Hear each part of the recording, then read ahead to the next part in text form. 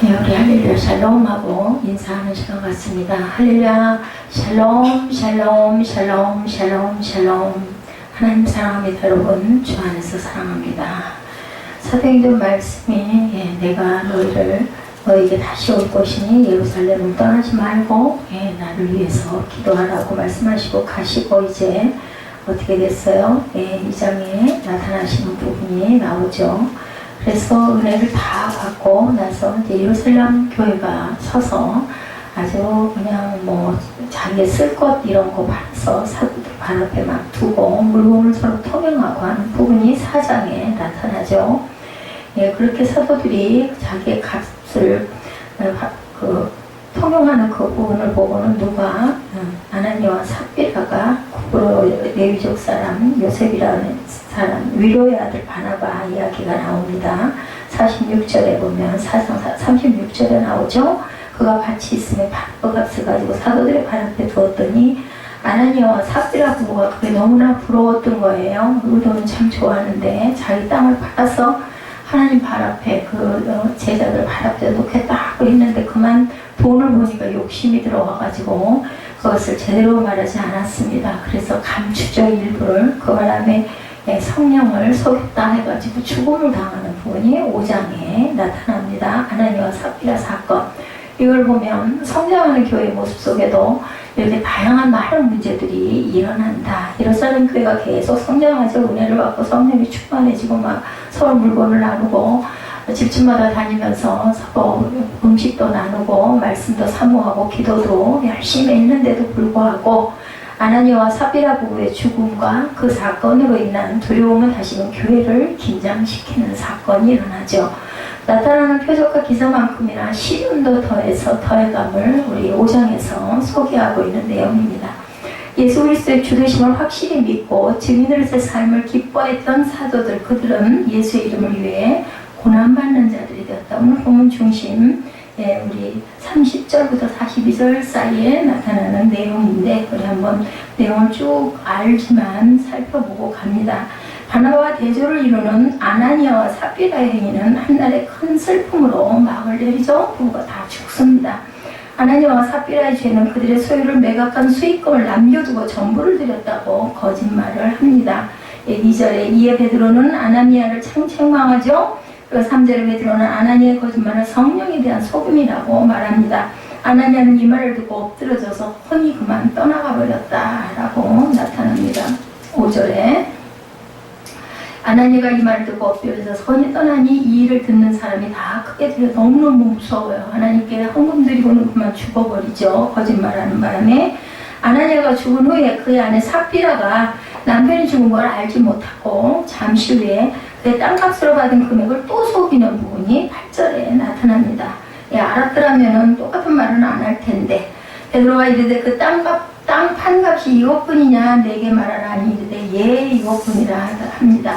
9절에 베드로가 이르되 너희가 어찌 함께 꾀할 주의 영을 시험하려 하느냐. 보라 내 남편을 장사하고 오는 사람들이 발이 문 앞에 이르렀으니 또 너를 메어 내가리라 하니 곧 그가 베드로의 발 앞에 엎드려서 뻔히 떠나는지라. 젊은 사람들이 들어와 죽은 것을 보고 메어다가 그의 남편 곁에 장사하니 온 교회와 이 일을 듣는 사람들이 크게 두려워하였다. 11절까지 이렇게 나타나는 사건이 있었습니다. 그러니까 성장하는 교회 이런 일들이 얼마든지 일어난다. 12절에 보니까 사도들의 손을 통하여 민간의 표적과 기사가 많이 일어나며 믿는 사람이 다 마음을 같이해서 솔로몬 행각에 모입니다. 믿는 사람들이 이렇게 많아져요. 이 부부처럼 겸손한 자세로 새 공동체에 가입했을 많은 사람들, 그리고 이미 교인이 된 사람들에게도 진지한 자기 성찰의 기회가 그것을 보고 놀랬겠죠. 너무 무서웠겠죠. 절대로 거짓말을 하면 안 되겠다 이런 생각을 아마 그들이 했을 거예요. 거짓말에 대해서 에레미야 9장 5절에 말합니다. 그들은 각기 이웃을 속이며 진실을 말하지 아니하며 그들의 혀로 거짓말하기를 가르치며 악을 행하기에 지칠 정도로 악을 행했다고 에레미야 9장 5절에. 이걸 어떻게 한다고 그랬겠을까요? 그들은 다 죽인다는 거죠. 속임으로 받은 결과는 시편 55편 23절에도 증거합니다. 하나님의 주께서 그들로 판멸의 운동에 빠지게 하시리다. 피를 흘리게 하며 속이는 자들은 그들의 날에 반도 살지 못할 것이나 나는 주를 의지하리다. 속이지 않아야 되겠죠? 교훈에 대한 얘기가 이제 12절부터 16절에서 증거하고 있습니다. 예, 사도들이 표적을 일으키는 이야기가 나오죠. 하나님께서는 사도들을 통해서 사람들 가운데 많은 표적과 기사를 베푸셨다고 12절에 많은 사람들이 다 마음을 같이하여 솔로몬 행각에 모여들었죠.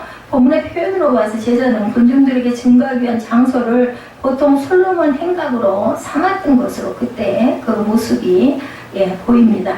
몇몇 그 성도들별로 각자의 집에서 사귐을 가질 수도 있었지만 또 한 교회로서의 연합된 일을 하기 위해 모일 때는 넓은 장소가 필요했는데 그것이 아마 솔로몬 행각이었던 것 같아요. 성전의 바깥들은 모든 사람에게 공개되어 있었고 모인 무리들은 구별된 사람들이었고 백성들에게 칭송을 받았다. 13절에 증거합니다. 그 나머지는 감히 그들과 상종한 사람이 없으나 백성이 칭송하더라. 믿고 주께로 나오는 자가 더 많으니 남녀의 큰 무리더라. 15절에 심지어 병든 사람을 메고 거리에 나가 침대와 요유에 누이고 베드로가 지나갈 때 혹 그의 그림자라도 누구에게 덮일까 바라고 예루살렘 부근에 수많은 사람들도 모여 병든 사람과 더러운 귀신에게 괴로움받는 사람을 데리고 와서 다 나음을 얻느니라. 솔로 베드로가 지나가다가 그림자라도 자기 몸에 그 병자 몸에 덮일까 해가지고 쭉 누워놓은 거예요. 이런 기적들이 일어나죠. 사도들의 생명의 말씀을 백성들에게 전하는 부분이 17절에 나타납니다. 대제사장들과 그와 함께 있는 사람 즉 사두개인의 당파가 다 마음에 시기가 가득하여 일어납니다. 이런 일들이 일어나니까 사도들을 잡아다가 옥에다 가두죠. 주의 사자가 밤에 우문을 열고 끌어내어 이릅니다. 사자 누구의 천사가 나타났다는 거죠. 가서 성전에 서서 이 생명의 말씀을 다 백성에게 말하라 하며 그들이 듣고 새벽에 성전에 들어가 가르치더니 대제사장과 그와 함께 있는 사람들이 와서 공회와 이스라엘 족속의 원로들을 다 모으고 사람을 옥에 보내어 사도들을 잡아오라니 간이 있었겠어요? 없었겠죠? 22절에 부하들이 가서 옥에서 사도들을 보지 못하고 들어와서 이르되 우리가 보니 옥은 든든하게 잠기고 지키는 사람들도 문에 서 있을 때 문을 열고 본즉 그 안에는 한 사람도 없더이다 하니 성전 맡은 자와 제사장들이 이 말을 듣고 의혹하여 이 일이 어찌 될까 하더니 사람이 와서 알리되 보소서 옥에 가두었던 사람들이 성전에 서서 백성을 가르치더이다 하니 성전 맡은 자가 부하들과 같이 해서 그들을 잡아왔으나 강제로 못하면 백성들이 돌로 칠까. 실컷 듣고 있는데 왜 끌어가고 돌로 백성들이 반역을 일으킬까봐 겁이 나가지고 그것도 마음대로 못하고 있다. 몇 가지 얘기하고 있습니다. 능력의 은사에 대해서 고린도전서 12장 10절에 어떤 사람에게는 능력 행함을, 어떤 사람들에게는 예언함을, 어떤 사람들에게는 영들 분별함을, 다른 사람들에게는 각종 방언 말함을, 어떤 사람들은 방언을 통역함을 주셨다고 하죠. 은사가 이렇게 여러 가지가 있습니다. 가르치는 은사도 은사입니다. 믿음에 대해서 요한복음 1장 12절에 영접하는 자, 곧 그 이름을 믿는 자들에게는 하나님의 자녀가 되는 권세를 주셨다고 하죠. 계속되는 시련과 승리가 나타납니다. 저희가 먼저 읽었지만 시기하는 사람들의 모습이 막 잡아 가두는 대제사장들과 그 관원들에 대한 이야기가 나오죠. 관원들은 번져가는 운동을 막기 위해서 새로운 조치를 취해야 했습니다. 이번에도 그 주체는 대제사장들과 사두개파 동료들이다. 사두개인들은 성경을 줄줄 외우는 그런 사람들이죠. 그들은 사도들을 모두 연행해서 밤새고 가뒀는데 그만 나중에 보니 옥문은 잠겨있는데 사람들은 행각에서 말씀 가르치고 있었다는 거죠. 그들은 마음에 시기가 가득했으며 베드로와 요한에게 놓았던 올무를 씌우려고 생각을 합니다. 시기에 대해서 야고보서 3장 14절에 그러나 너희 마음속에 독한 시기와 다툼이 있으면 자랑하지 말라. 진리를 거슬러 거짓말하지 말라고 증거합니다. 옥에 가두는 부분이 누가복음 21장 12절에도 이 모든 일 전에 내 이름으로 말미암아 너에게 손을 대어 박해하며 회당과 옥에 넘겨주며 임금들과 집권자들 앞에 끌어가려니와 이런 일들이 일어날 것이라고 그 누가복음에도 말씀을 하죠. 예수 그리스도께서 말씀하신 부분입니다. 옥문을 누가 열었다고 10절에 보니까 천사가 열었다고 그러죠. 사도들이 옥에 갇혀있는 밤중에 천사가 나타나서 옥문을 연 거예요. 하나님은 초자연적인 방법으로 그들을 풀어주시고 이 생명의 모든 말씀을 다 백성에게 계속 전하라고 천사를 통해서 명령하신 거죠. 사도들을 천사의 말을 듣고 새벽에 성전에 들어 생명의 말씀을 가르쳤다. 21절이죠.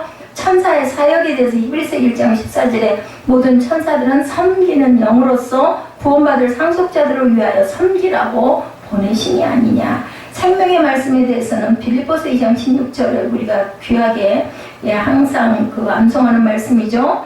생명의 말씀을 밝혀 나의 다름질이 헛되지 아니하고 수고도 헛되지 아니하므로 그리스도의 날에 내가 자랑할 것이 있게 하려 함이라. 생명의 말씀을 우리가 많이 알고 있으면 예수님 오시는 그리스도의 날에 우리가 자랑할 수가 있다. 말씀이 우리 마음밭에 박힌다라는 거죠. 굳게 닫히는 옥문에 대해서 23절에 증거되어 있죠. 옥문을 지키는 자들은 흥빈 감옥을 견고하게 지키고 있었어요. 분명히 있을 거예요. 왜냐면 문이 열린 일이 없으니까. 그죠? 또한 공예와 이스라엘 북속의 최고 권력자들은 죄인 없는 재판을 위해 모이게 됩니다. 참으로 모순된 일, 죄인도 없이 자기들끼리 어떻게 할까를 궁리하는 거죠. 더욱 당혹한 일은 옥문을 지키던 관원들이 보호를 받은 후였어요. 옥문은 굳게 닫혀있고 제자들은 없었는데 그걸 알면서도 그들은 모였다는 거죠. 당황한 지도자들이 법정에 있는 자들에게 무슨 일이 일어났는지를 논의하고 있는 동안 그 사도들이 성전에서 가르치고 있다는 소식을 25절에 듣습니다. 악인의 올무에 대해서 잠언 26장 27절에 함정을 파는 자는 그것에 빠질 것이요 돌을 굴리는 자는 도리어 그것에 치이리라. 그들이 함정을 팠지만 결국 거기 빠져버렸죠. 사도들에 대한 신문이 일어납니다. 공회 앞에 선 사도들이 27절에 증거되어 있죠. 그들을 끌어다 공회 앞에 세우니 대제사장이 물어 이르되 우리가 이 이름으로 사람을 가르치지 말라고 언금하였으니 너희가 어찌 가르침을 예루살렘에 가득하게 하니 이 사람의 피를 우리에게로 돌리고자 함이로다. 베드로와 사도들이 대답하지 29절에 이르되 사람보다 하나님께 순종하는 것이 마땅하니라. 30절에 너희가 나무에 달아 죽인 예수를 우리 조상의 하나님이 살리시고 31절에 이스라엘에게 회개함과 죄사함을 주시려고 그를 오른손으로 높이사 인분과 구주로 삼으셨느니라. 오늘 본문의 중심 주제가 30절에서 42절 여기서부터 일어나는 부분입니다. 대제사장은 예수 이름을 부르기를 꺼려하여 예수의 이름을 부르기를 꺼려하여 이라는 대명사를 두 번이나 사용하고 있죠. 대제사장은 그들이 금지한 예수의 가르침에 대해서 신문하였고 베드로와 사도들은 예수의 부활에 대해서 답변하죠. 28절에 베드로는 전에 선포한 것과 동일한 메시지를 똑같이 전하고 있는 것을 우리가 봅니다. 예, 그들을 끌어다 공회 앞에 세우니 대제사장이 묻죠. 이르되 우리가 이 이름으로 여기에 이를 얘기하는 겁니다. 두 번이나 얘기했다는 것은 이 말씀을 하고 있습니다. 그들이 예수를 죽이고 그들이 죽인 예수를 하나님은 죽은 자 가운데서 살리셨다는 거예요. 30절에 31절에 그리고 회개하여 예수님께 돌이킴으로 죄사함을 받으라고 말하죠. 오히려 30절 31절에 너희가 나무에 달아 죽인 예수를 우리 조상의 하나님이 살리시고 이스라엘에게 회개함과 죄사함을 주시려고 그를 오른손으로 높이사 임금과 구주로 삼으셨느니라. 32절에 우리는 이 일의 증인이요 하나님이 자기에게 순종하는 사람들에게 주신 성령도 그러하다 하니라. 이렇게 말씀합니다. 성령의 열매 너무 잘하는 열매죠. 사랑과 희락과 화평과 오래 참음과 자비와 양성과 충성과 온유와 절제는 이 같은 것을 금지할 바위 아무것도 없다라는 거죠. 신문 마태복음 27장 2절에도 결박하여 끌고 와서 총독 빌라도에게 넘겨주니라. 그래서 신문하게 하죠. 가말리엘의 설득이 33절과 34절에 나타납니다. 그들이 듣고 크게 노하여 사도들을 없이 하고자 할세. 34절에 바리새인 가말리엘은 율법교사라 모든 백성에게 존경을 받는 자라 공회 중에 일어나 명하여 사도들을 잠깐 밖에 나가게 하고 말하되 이스라엘 사람들은 너희가 이 사람들에게 대하여 어떻게 하려는지 조심하라. 이전에 드다가 일어나 스스로 선전하며 사람이 약 400명이나 따르더니 그가 죽임을 당하며 따르던 모든 사람이 흩어져 없어졌지 않냐. 그 오죽할 때 갈릴리에 유다가 일어나 백성을 꿰어 따르게 하다가 그도 그도 망한즉 따르던 모든 사람이 흩어졌느니라. 이제 내가 너에게 말하는 이 사람들을 상관하지 말고 버려두라. 이 사상과 이 소행이 사람으로부터 났으면 무너질 것이고 만일 하나님께로부터 났으면 너희가 그들을 무너뜨릴 수가 없겠고 도리어 하나님을 대적하는 자가 될까 한다. 사람이 할 수 있는 부분이 아니다. 내버려 두면 사람이 한 거면 그들은 무너져서 이런 예처럼 망할 거고 만약에 하나님이 한 것을 우리가 막으면 우리가 혼이 날 거니까 그냥 놔두자고 이야기를 했다라는 거예요. 드다라는 사람이. 그래서 이 새로운 운동이 사람에게 나왔으면 결국 없어지고 말겠지만 하나님께로부터 나온 것일 수도 있으니까 그것이 우리를 두렵게 하지 않겠느냐라고 얘기합니다. 가말리엘이 이 말을 마친 뒤 사도들은 법정 모독죄로 채찍질을 해서 쫓아내버리죠. 그 뒤 사도들은 공회의 명령을 재차 듣고 풀려납니다. 41절에 그러나 사도들은 예수 이름을 위하여 능욕받는 일에 뭐라고 그랬어요? 합당한 자로 여기고 기뻐했다고 나타납니다. 그러니까 이거는 사람의 일이 아니라 하나님의 일인 거죠. 예수 이름으로 인한 능력에 대해서 마태복음 10장 22절에도 또 너희가 내 이름으로 말미암아 모든 사람에게 미움을 받을 것이나 끝까지 견디는 자는 구원을 얻으리라. 견뎌야 되겠죠. 그래서 5장의 결론으로는 사도들은 시련을 당했으나 그 능력받음을 기뻐했다라고 끝납니다. 그리고 그들의 증거는 계속되죠. 두려움이 없는 사도들의 증거는 예수 그리스도의 세상을 이김으로 기인하는 것이었다. 예수가 부활하셨기 때문에, 그리고 성령으로 나타나셨기 때문에 이렇게 사도들이 이렇게 변화를 받은 거죠. 그것은 그들의 세상을 향한 믿음이었다. 하나님께서 주신 성령의 능력으로 인한 믿음이죠. 시련 속에서 승리를 경험했고 더욱 힘있게 예수의 주되심을 증거합니다. 대제사장과 사두개인들은 마음에 시기가 가득하여 사도들을 잡아다 옥에 가뒀지만 주의 사제가 밤에 옥문을 열고 사도들을 계속 말씀을 증거하라고, 생명의 말씀을 백성들에게 말하라고 그렇게 명령합니다. 사도들은 순종해서 새벽에 성전에 들어가 백성을 가르치죠. 우리가 지금 쭉 읽어본 것처럼 대제사장과 공회의원들은 사도들을 잡아오라고 명령해서 가보니 사도가 한 사람도 옥에 없고 천사들이 옥에서 사도들을 풀어준 그러한 기적이 일어났습니다. 어떤 사람이 사도들이 성전에서 가르치고 있다고 하자 옥을 지키는 부하들에게 성전에서 백성을 가르치고 있는 사도들을 잡아오라고 하죠. 잡아와서 예수의 이름을 사도들에게 가르치지 말라고 언급했는데 너희가 가르치고 있다고 왜 그렇게 했느냐라고 묻습니다. 이 사람의 피를 우리에게 돌리려는 것이 아니냐고 하죠. 그자 베드로 사도들이 사람보다 하나님께 순종하는 것이 마땅하다고 담대하게 증언합니다. 사도들이 예수를 증언하는 부분이 30절에서 32절에 우리가 살펴본 대로 나타납니다. 미워도 욕하지 말고 우리는 예수를 전해야 된다. 욕하고 미워하는 이유는 예수님이 그 안에 없기 때문에 사도들은 세 가지 사실을 선언합니다. 우리가 살펴보죠. 자기에게 순종하는 사람들에게 주신 성령도 그러하니라 하더라. 여기서 사도들의 위대함을 볼 수가 있죠. 사도들은 자기를 신문하는 사람에게도 전도를 했다는 겁니다. 첫째, 너희가 나무에 달아 죽인 예수, 이렇게 증가하는 부분이 나타나죠. 이는 예수님이 저주를 받아 죽었다, 예수님을 저주를 하고 죽였다는 거죠. 유대 지도자들이 예수님을 저주하고 죽였습니다. 그러나 우리 조상의 하나님이 살렸다라고 얘기합니다. 하나님이 예수님을 살려서 그들의 판단이 잘못되었다, 너희들이 잘못했다라는 거죠. 그들의 잘못을 증명한 것이 바로 예수님의 부활 사건이다. 그래서 우리의 죄를 짊어지시고 십자가에 돌아가셨지만 죄가 없기에 다시 부활한 예수님이 복음의 내용이라는 것을 베드로가 담대하게 증거하죠. 우리를 미워하는 자들에게 구원자 예수님을 전합니다. 우리는 이렇게 해야 된다는 겁니다. 원수에게 줄 수 있는 최대의 선물은 바로 예수 그리스도를 증거하는 것. 그 말씀을 받아들이면 생명이고 받아들이지 못하면 뭐예요? 사망이 된다는 거죠.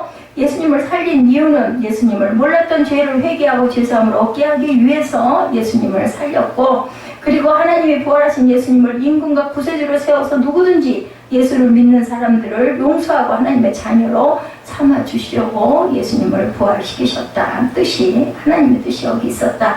세 번째로 사도들은 이 모든 일의 증인이고 성령님도 이러한 일을 증언한다고 말씀한 점을 보면서 사도들은 예수님의 죽음과 부활을 직접 눈으로 목격했어요. 그죠? 그 시대에 하나님은 그들에게 예수님의 부활을 증언하라고 천사를 통해서 다시 명령하시죠. 옥에 갇혔을 때도. 그러므로 예수님에 대해 증언하는 일은 당연한 일, 그리고 저와 여러분이 해야 할 증인된 삶이다.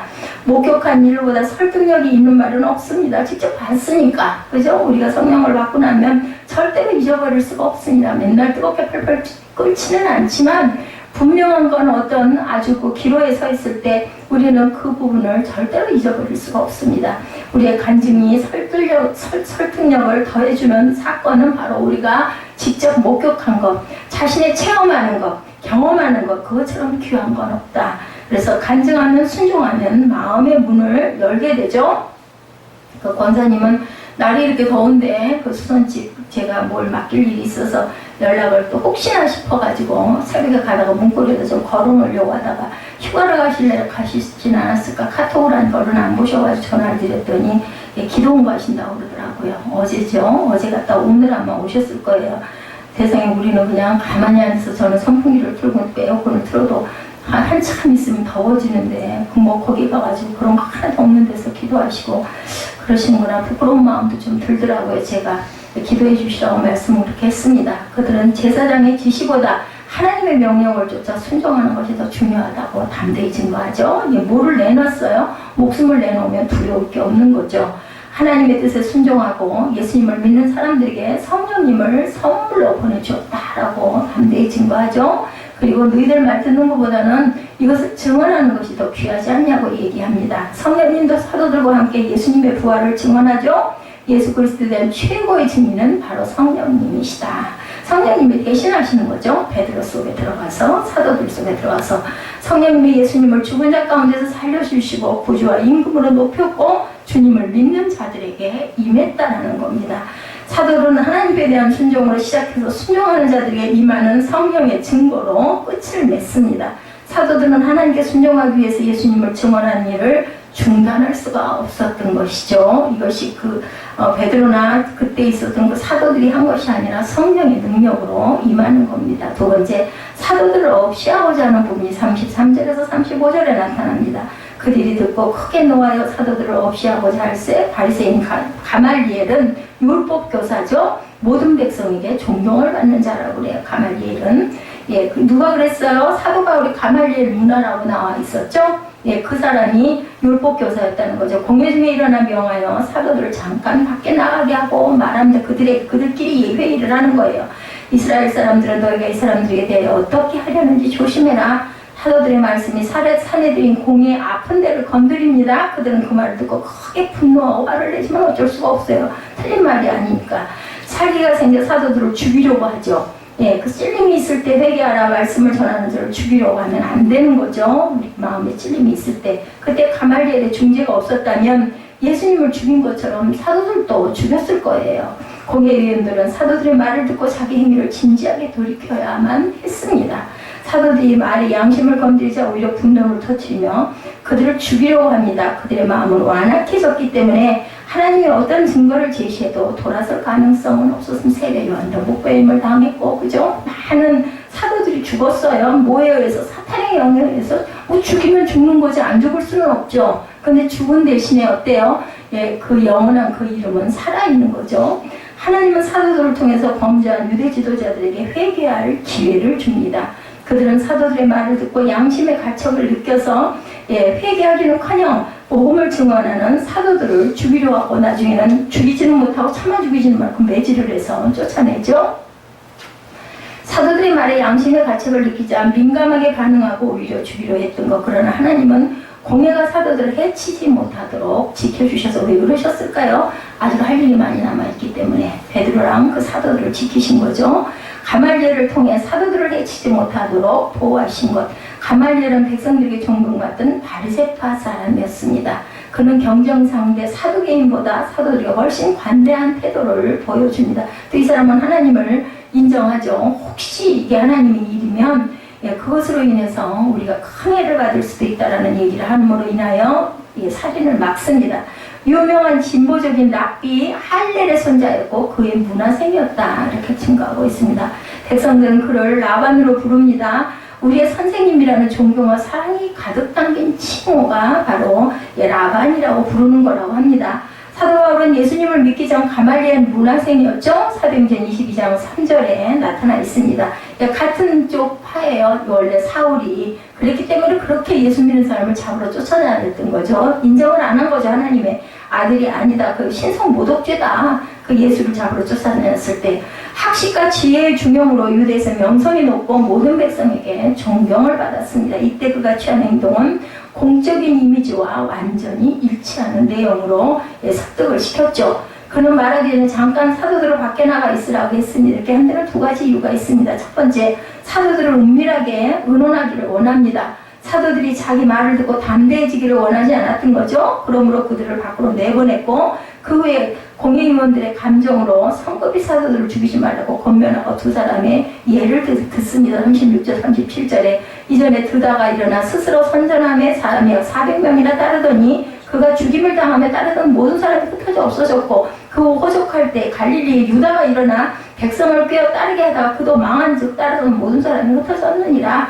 드다는 자신을 특별한 사람이라고 생각했어요. 드다라는 인물은 요단강을 마르게 해서 자기를 따르는 자들을 건너가게 할 수 있다고도 말합니다. 그의 말을 듣고 400명이나 되는 사람들이 그를 추종하자 군대는 그의 난동을 강제로 진압해서 백성들에게 많은 재난을 겪게 하고 드다가 죽습니다. 그를 쫓았던 사람들도 다 당연히 흩어지죠. 심지어 예수를 따르던 사람들도 예수님이 십자가에 못 박히고 나니까 제자들이라는 사람들 다 흩어졌는데 안 그랬겠습니까? 두 번째 유다에 대한 설명입니다.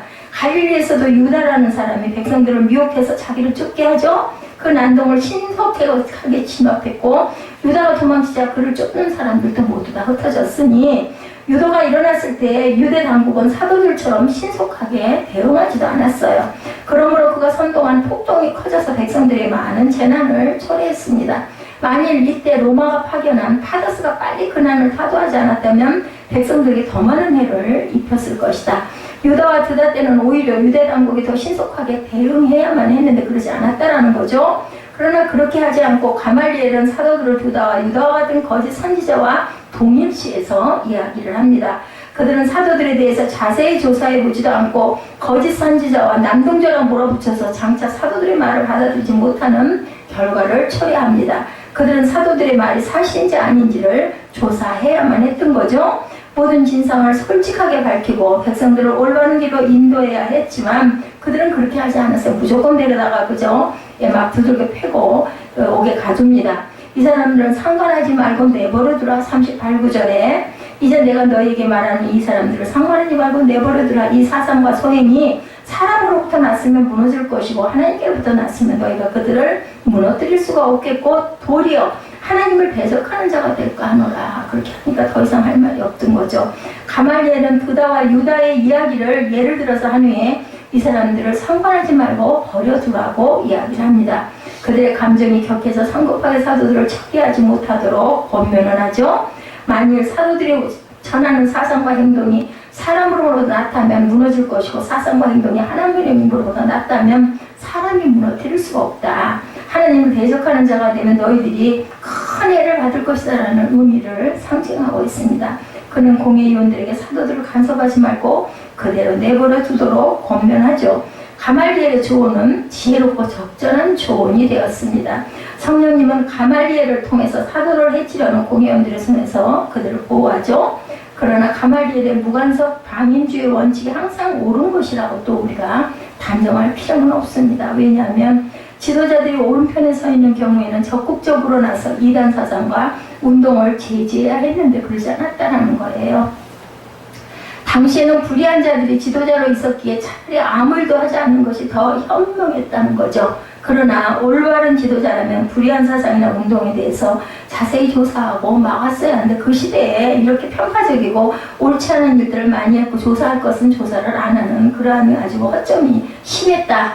앞서 성령님은 베드로를 통해서 위선된 행동을 아나니아와 삽비라를 그 자리에서 죽일 정도로 엄히 징계를 하십니다. 예, 성령께서는 올바른 지도자가 있을 때는 그릇된 사상을 전하거나 그릇된 운동으로 성도들을 미혹하는 경우에 적극적으로 조사하고 그로부터 성도들을 보호할 필요가 있다는 거죠. 40절에서 41절에 그들이 옳게 여겨 사도들을 불러들여 채찍질하며 예수 이름으로 말하는 것을 금하고 놓으니 사도들은 그 이름을 위하여 능욕받는 일에 합당한 자로 여기심을 기뻐하면서 공의 앞을 떠나니라. 매를 맞아도 상관이 없다. 우리는 이 사명이다 하고도 오히려 기뻐했다라는 거죠.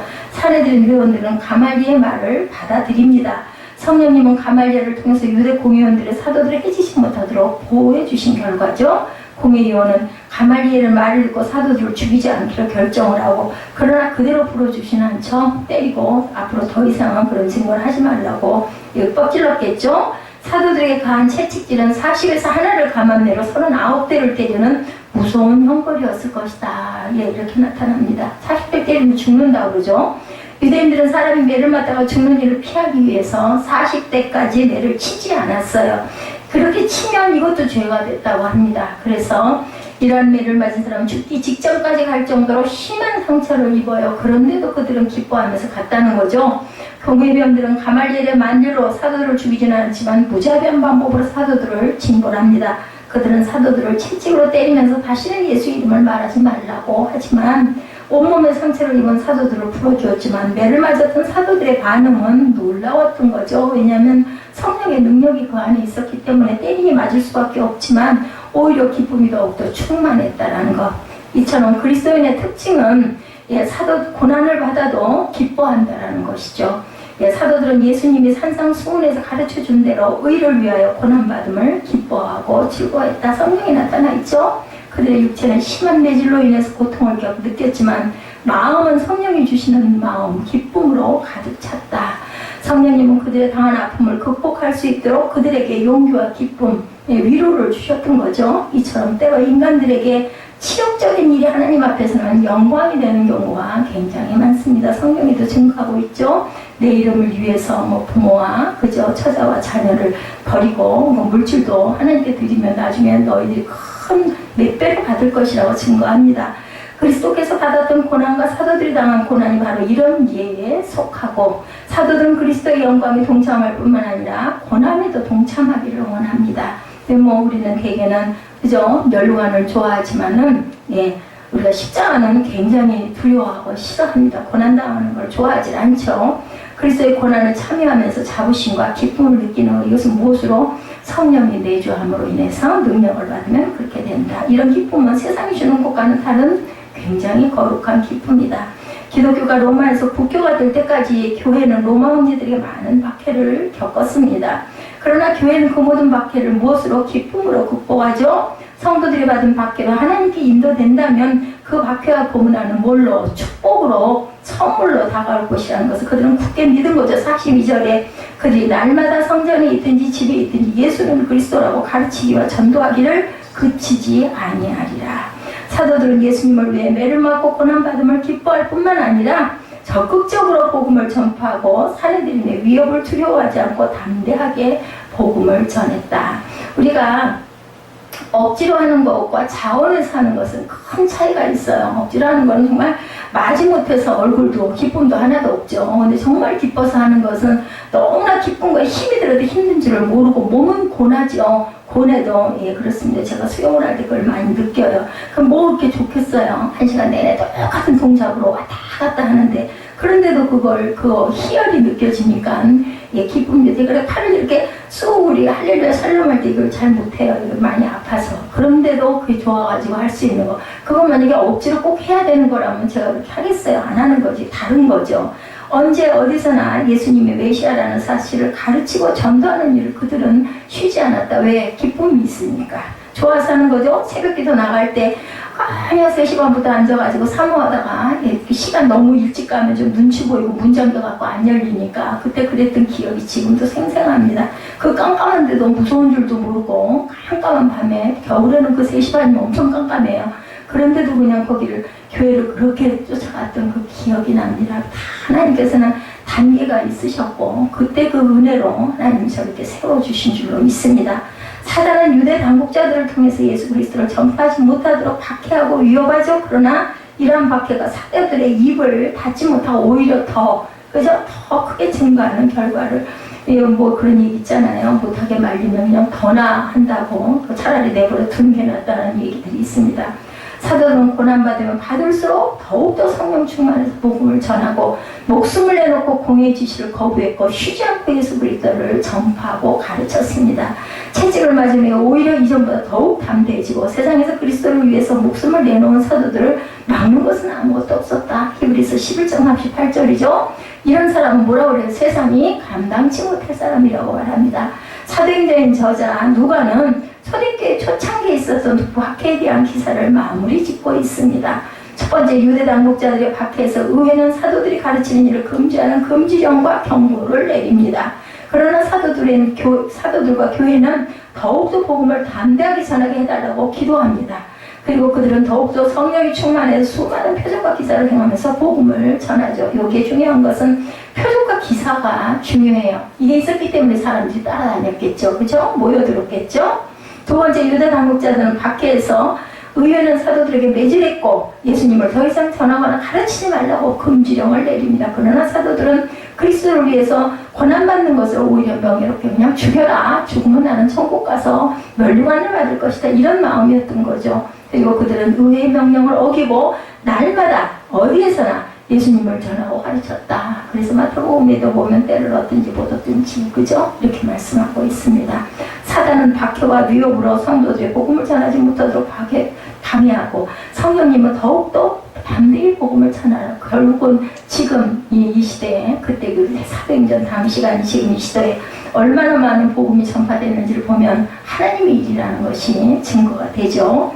예, 우리가 어려움 속에서 더욱더 하나님께 온전하게 기도하고 그리고 성령께서 동행해 주시기를 간구하는 믿음에 굳건하게 서는 저와 여러분들이 되셔야 되겠다. 사도행전 5장에 이 말씀이 그냥 주시는 말씀이 아니라 저와 여러분에게 주시는 하나님의 증거로 나타나는 표적이 되시기를 주님의 이름으로 축복합니다. 우리 결단 찬양하시고 우리 축도로 예배를 마치도록 하죠.